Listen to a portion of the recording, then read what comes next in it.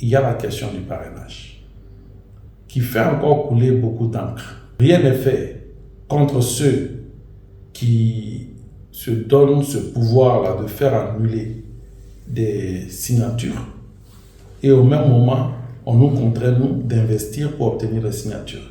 Il va falloir choisir. Nous sommes candidats pour exister, pour apparaître sur la liste officielle des candidatures. Nous sommes candidats pour gagner ces élections. Nous sommes candidats pour remplir les conditions afin de mériter la confiance et le respect des Ivoiriens.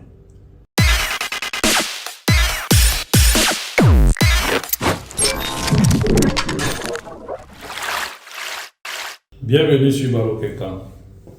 Aujourd'hui, nous allons répondre à la question de M. Ali Ouattara, qui nous demande ceci. Quelle garantie vous avez d'être retenu comme candidat? Et si jamais votre candidature est rejetée, que comptez-vous faire? Eh bien, M. Ali Ouattara, nous savons très bien que nous sommes dans la saison de recalage des candidats avant même le dépôt de leur candidature. Nous avons pour nous déjà l'avantage d'être sur la liste électorale, ce qui est normal. Je suis ivoirien, je vote depuis 2010 et à chaque fois qu'il est demandé de me renseigner, je vérifie pour voir que mon nom est bel et bien sur la liste électorale et que je continue de voter encore dans ma circonscription électorale d'origine, qui est la commune d'Adjamé. Donc j'y suis bien. Pour le reste, ce sont des formalités administratives, notamment l'extrait numéro 3 de casier judiciaire pour mon compte qui est vierge, et puis le certificat de nationalité que je n'aurai pas de difficulté à obtenir. Et à côté, vous avez la caution de 50 millions que, bien évidemment, nous allons payer. Si nous ne l'avions pas, nous ne nous fatiguerons même pas à déranger les Ivoiriens. Et il y a la question du parrainage, qui fait encore couler beaucoup d'encre et pour lequel je pense que une crise se profile à l'horizon. Nous allons obtenir nos 50 000 et plus de signatures dans au moins 17 à 18 régions de Côte d'Ivoire. Mais la question qui reste posée est la suivante. Quelles sont les modalités de vérification que le Conseil constitutionnel a? Quelle est la force et l'équipe qu'ils ont? Selon quels critères ou quel logiciel ils utilisent pour faire le croisement des signatures des uns et des autres? Nous comptons aujourd'hui un peu plus de 20 candidatures déclarées. Et nous considérons que chaque candidature est sérieuse. Alors, si chacun doit aller chercher des signatures dans toutes les régions de Côte d'Ivoire, ou au moins dans 50% des régions et districts, il va se retrouver que nombre de personnes se retrouvent avec des doubles signatures. La loi prévoit une punition pour ces personnes. Mais pourquoi les gens auront-ils peur de signer pour plusieurs candidats dans les desseins de les faire perdre? Quand en 2020, des signatures ont été annulées parce que des gens ont signé pour différents candidats et la loi n'a pas été appliquée. Personne n'a été puni à notre connaissance. Nous n'avons eu de nouvelles d'aucune personne qui aurait été arrêtée ou qui aurait payé des amendes pour avoir signé pour 2 ou 3 ou 4 candidats. Vous vous rappelez bien qu'un bon nombre de signatures de M. Mamadou Koulibaly, l'ancien président de l'Assemblée nationale, avaient été invalidées pour cause de personnes qui auraient signé au même moment pour le RHDP et pour lui. Et c'était la même chose pour d'autres candidats. Alors, nous nous posons la question. Le RHDP étant celui qui dirige la commission électorale, le RHDP étant annoncé comme le favori, le RHDP étant le gouvernement, le RHDP étant le Congrès, mais nous nous rendons compte que rien n'est fait contre ceux qui se donnent ce pouvoir-là de faire annuler des signatures et au même moment, on nous contraint, nous, d'investir pour obtenir les signatures. Il va falloir choisir. Et déjà, interpeller ceux qui avaient signé pour 2 personnes en 2020. Qu'on donne l'exemple pour que les uns et les autres comprennent qu'ils ne doivent pas signer pour 2 personnes. Parce que les candidats ne manqueront pas de dire ça aux populations. Mais nous savons très bien le sale jeu auquel consiste la politique en Côte d'Ivoire aujourd'hui. Des candidats, on paye le prix avant même la date de dépôt des candidatures.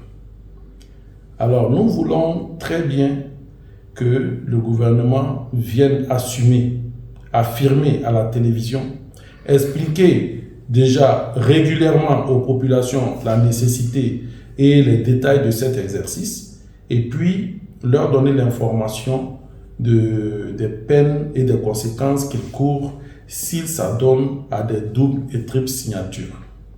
Alors, cela dit, quand nous aurons eu toutes nos signatures, nous les déposerons selon les modalités que la CEI a arrêtées.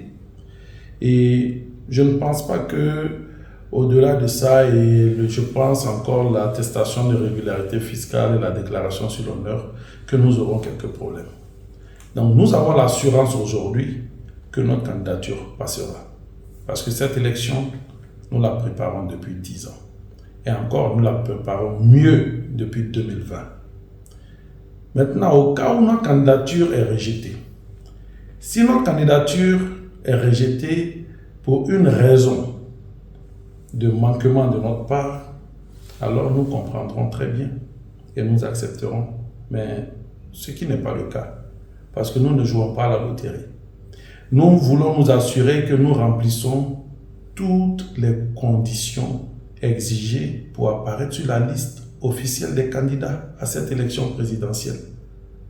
Et alors, si notre candidature est rejetée par des subterfuges, des manipulations, interprétations bizarres de la loi, comme notre Conseil constitutionnel nous a donné l'occasion de voir par le passé, alors nous aviserons.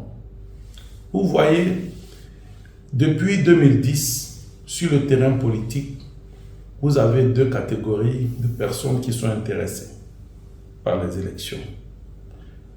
Pour certains, et par la violence pour d'autres. Aujourd'hui, vous avez régulièrement des rumeurs, des tentatives de ceci, des tentatives de cela contre l'État de Côte d'Ivoire. Mais ce ne sont pas des étrangers, ce sont des Ivoiriens. À force de brimer, à force de frustrer, on ne risque que d'augmenter le nombre de gens qui sont frustrés et qui peuvent se donner la main pour avoir leurs droits par la force. C'est l'exemple que le RDR a donné à la population de Côte d'Ivoire, à l'État de Côte d'Ivoire. Quand le RDR a été brimé en 1995, en 2000, les conséquences sont claires. Des gens se sont levés pour défendre leurs droits. Aujourd'hui, ils sont au pouvoir. Nous prions que notre pays n'ait pas à connaître ce genre de difficultés qui nous met en retard, qui tue nos espoirs.